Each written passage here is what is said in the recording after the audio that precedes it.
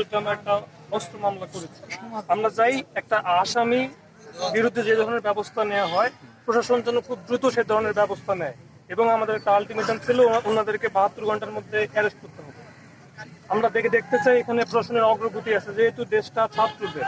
পীরগাছার বাজার মালিক সমিতি, পীরগাছার যত মাদকের syndicate, Pirgachha bus stand, Pirgachha Awami League, Pirgachha BNP, এই সব কিছু একটা নির্দিষ্ট পরিবারের হাতে জিম্মি, এবং এই জিম্মির কারণে পীরগাছা, পুরো পীরগাছা আমরা সবাই এদের কাছে জিম্মি। এদেরকে যতদিন পর্যন্ত না সরানো যাচ্ছে, আমরা পীরগাছাবাসী স্বাধীন হতে পারছি না। আপনারা, আমি বিএনপির উদ্দেশ্যে যেটা বলতে চাই সেটা হচ্ছে, আপনারা যদি পীরগাছায় বিএনপির রাজনীতি করতে চান, পীরগাছা এমনিতেই বিএনপিতে অনেক জনপ্রিয় দল, শুধুমাত্র এনার জন্য বিতর্কিত, আপনারা এনাকে সরান।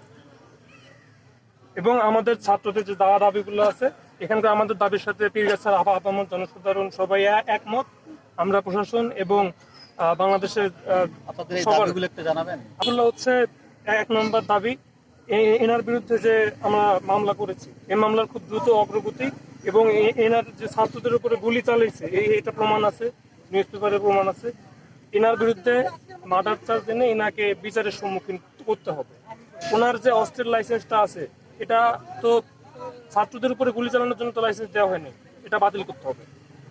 এবং এনার বিরুদ্ধে যতগুলো আমাদের এইগুলো যে পোস্টগুলো আছে, এগুলো উনি যে এখন রানিং হুমকি দিচ্ছে, ছাত্ররা বলতেছে যে যদি তোমাদেরকে আমাদের দল ক্ষমতায় আসুক, তোমাদেরকে উল্টা করে লটকাবো। এই যে ছাত্ররা বাসায় থাকতে পারতেছে না, ওদের মা বাবা টেনশন করতেছে, এটার আমরা একটা সুস্পষ্ট সমাধান চাই। এই হুমকি ধামকির আমরা একটা নিরসন চাই। আমরা একটা সুষ্ঠু পীরগাছা কামনা করি। ধন্যবাদ। আপনাদের মধ্যে উপস্থিত হতে পারিনি বা আমাদের টিম নিয়ে আমরা উপস্থিত হতে পারিনি, এটার জন্য আন্তরিকভাবে আমি আপনাদের কাছে ক্ষমা চাচ্ছি এই বিষয়টা নিয়ে। আর যেহেতু এটা আমাদের এই বিষয়টাকে নেওয়া যায় সামনে, এবং এই যে রাঙ্গা এবং অঙ্গ সংগঠনের যারা আছে ওদের, প্লাস আওয়ামী লীগের যারা আছে, যারা আপনাদের উপর এই হামলা বা বিভিন্ন হুমকি দিচ্ছে, এদের বিরুদ্ধে আমরা সর্বোচ্চ ব্যবস্থা নেব ইনশাল্লাহ। এটুকু আপনাদের আমরা এখানে গ্যারান্টি দিয়ে যেতে পারি।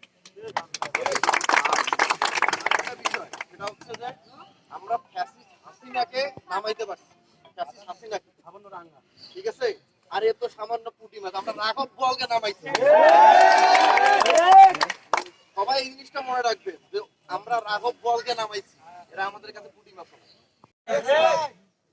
এদেরও খবর ভাই আগে মনের মধ্যে খালি মরবো না ভাই, মারবো নাইলে মরবো।